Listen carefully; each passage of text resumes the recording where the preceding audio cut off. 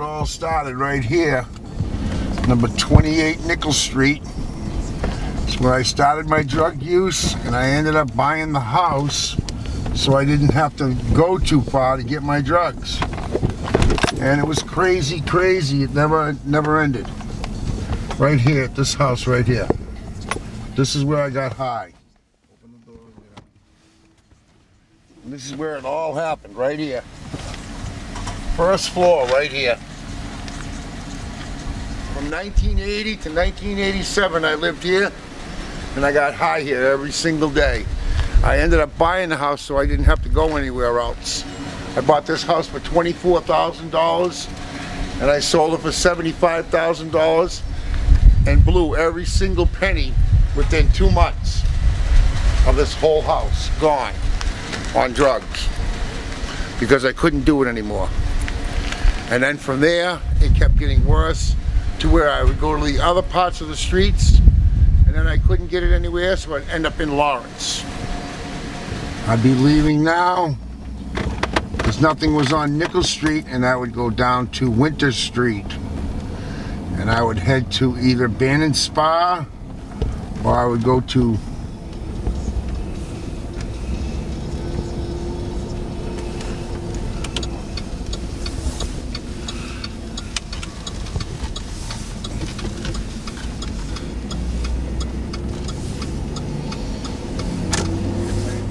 now I'm almost at Bannon Spa, praying to God, the dope God, that the guy would be around so I could get something.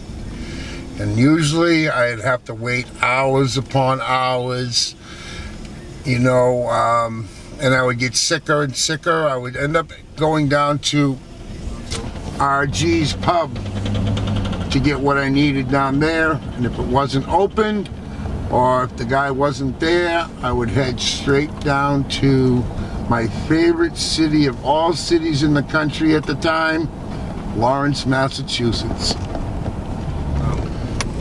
Right here on your left-hand side, you see RG's Pub. And this is where I used to get my other drugs. And this is the bar I used to get all my other drugs at. When they weren't there or they were closed, I would head to my lovely favorite city of all, Lawrence, Massachusetts. Off to Lawrence I go.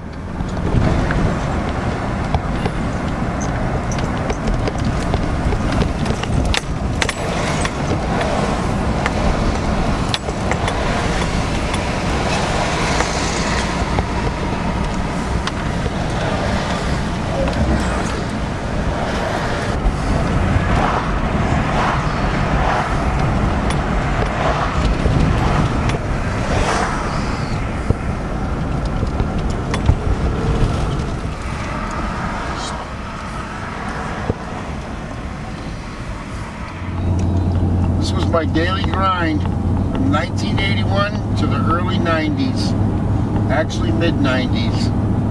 Every day when I couldn't get something in Haverhill where I grew up, I would come to Lawrence and I would find what I needed. Not what I wanted, but what I needed. It always had to do with drugs. Always. Never-ending battle. Drugs won. It took everything, but it didn't take everything. I gave it all away. Everything. I gave everything away for that little pause of moment that I wanted to be out of myself. It didn't work, because here I sit today at 60 years old, clean, doing the next right thing. I had favorite streets in Lawrence where I could trust people there. I didn't trust too many people. My favorite streets were Park Street, Lawrence Street, Springfield Street. If I couldn't get it off of there, then I was in trouble. 90% of the time, I could get it out of those 3 streets. Something that I had to have in order to get out of myself. Not knowing who I was, where I was, and what I was doing. even though I knew exactly where I was, but I didn't know. You know, I'm stopped here right now, getting onto Union Street, and butterflies in my stomach sometimes. And other times, doesn't bother me too much. The things that happen in my life happen for a reason. And today I can sit here or stand before you and say, I have a life that I really enjoy. I can be available for others instead of others having to worry about who I am, what I'm doing. Today they all know what I'm doing and who I am. I don't have to lie, cheat, or steal today. Today I can be honest and free. That's how things work when you get into recovery. I gave up my family, I gave up everything. Everything. I never lost a thing, I gave it up. And the reason I gave it up is to get out of myself. To get out of who I felt like. What I had a bad feeling, or I broke my shoelace, or my girlfriend was mad at me. You know, or my wife. Didn't matter. However it worked out, I always found my way to Lawrence to get away from myself. And eventually it didn't work anymore. So I was using without my permission. I had no right being here. You know, I went from a good thing to a destituted area. Gave up homes, gave up everything. Became homeless. You know, driving down these streets right now, I have sympathy for the people that have to live like I did, you know, and I have compassion for that today. Before, I was the animal that would steal from you and try to help you find it later. It didn't work. At the end, it just didn't work. My dealers wouldn't even come near me because I would rip them off. You know, whatever it took to get what I wanted. And it wasn't what I wanted, it was what I needed. Because like I said earlier, I was using without my permission. You know, life throws twists and turns at us, but we have to walk through them. And they call it fear, so we face everything and recover, or we face everything and run. You know, and I don't want to run today. I want to recover today. Driving down these streets, and I've got hours upon hours waiting and waiting for the dealer to show up, and dealing with the police and not making sure, you know, what was going on. Spend my last $1.35. I can remember putting $1.35 worth of gas in my vehicle to get to and from Haverhill to get high. $1.35.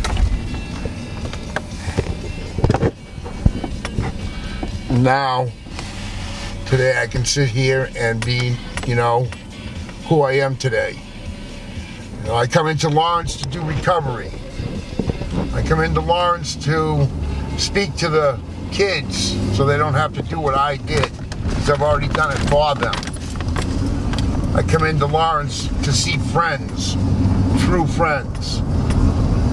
You know, the things that happened today are about recovery, about helping others, giving back what was so freely given to me. My recovery was freely given to me. I'm going to be taking a right onto Lawrence Street. This was my favorite street. I love this street. I used to even talk to the police officers and hang out with them while I was high, talking BS. You know, could get the gift of gab when I was high, but when I was straight, I didn't know what to do with myself. I had no clue. My most common spot was right down here, right at the ball field, right on the corner. I had 2 or 3 guys that I could always go see right there. My drug of choice is more. Doesn't matter what it is, it was more. That's the way it was. Today, The only thing I have is my recovery and my word. That's what I live by. My recovery and my word. Could have $10 million and I still only have my word. You know? And this right here is where I used to cop all the time. Right here within this 2 or 3 block area. I'd stand out there for hours upon hours, hang out with everybody. You know, pretty funny when an American stands out with all the Spanish and the Dominicans and the Puerto Ricans, but they're my friends. They're my friends. And a few of those today are in recovery with me. You know, and that's how I feel. I don't begrudge anybody of what they do, or how they do it. Because that's their life. That's their decision. Today I make choices. My choices are to stay clean and to help other people in recovery or people seeking recovery. Right here, this restaurant was the most famous spot for me. I spent almost a year straight in that building, getting high. Right there. And then I turned the corner down here onto Park Street, and this is in the late 80s. I got ripped off and I was upset, and I ended up taking out my weapon and shooting at the house, not knowing. I'm going to be turning onto Park Street as soon as this light turns, and I'm going to show you the house that I shot up in the late 80s because I got ripped off and not caring about anybody else's life but mine, and possibly killing somebody and didn't even care. We're going to be coming up on it very shortly here as I turn the corner.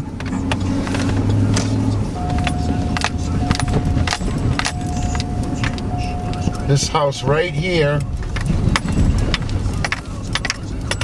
I unloaded a whole clip of a 45 in that house right there, as 3 guys ripped me off for drugs. Stole all my money. Never gave me anything. That's what you call trust, right? Now, you know, you had to do what you had to do.